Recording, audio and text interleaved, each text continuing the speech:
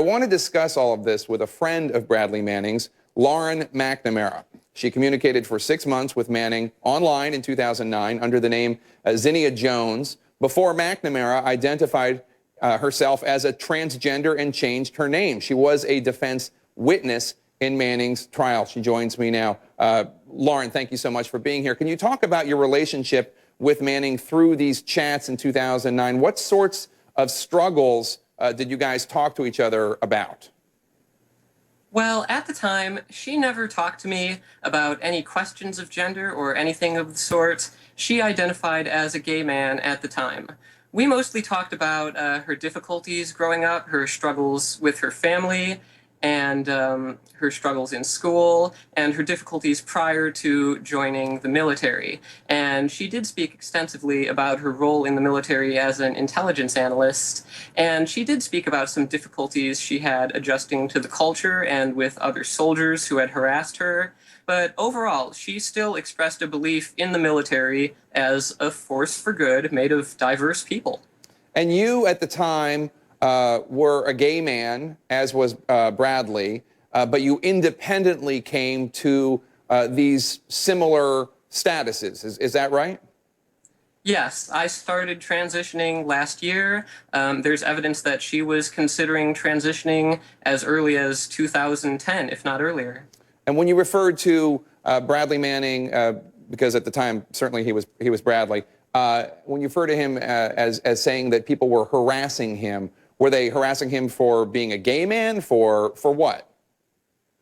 Well, she didn't seem to fit in very well with the military's culture sometimes. People seemed to see her as vulnerable. She was short-statured, and she did seem to have difficulty relating to other people there. As it came out in the trial, her co-workers testified that she often cared about doing her job much more than others seemed to. She often made it a goal to go above and beyond, and she might have been bullied for being effeminate, and still at the time, under Don't Ask, Don't Tell, being openly a gay man, let alone being openly trans, would have meant being separated from the Army. Do you think any of this had anything to do with what Bradley Manning did with the WikiLeaks, or is that just a completely separate and apart situation?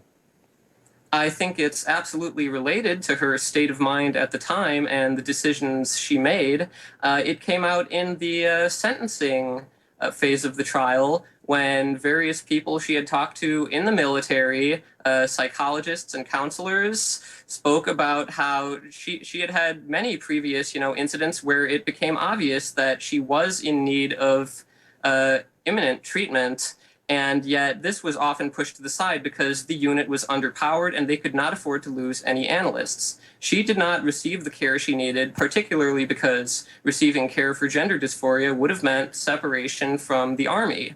And this is unnecessary because although the Army does exclude trans people currently, there's no reason for this to be the case. Our allies such as Israel, Britain, Canada, Australia, all of them allow trans people to serve openly. So this was really a very unnecessary situation, and as the psychologists and counselors testified at the time, this created extreme stress for her, and it could have affected her decision-making abilities. Lauren, as you know, because Bradley Manning's in custody and the Army says it does not provide hormone therapy or gender reassignment surgery, Manning's lawyer would have to sue to change that. What's your reaction? Do you think the attorney needs to do that? I think it's very necessary. I think it's very necessary that she receive the treatment she needs while incarcerated.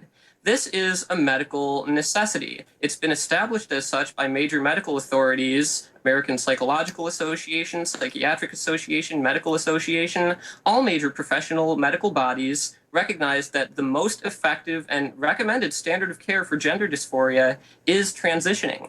It's highly effective, and without it, gender dysphoria can be comorbid with depression, anxiety, self-harm, even suicide.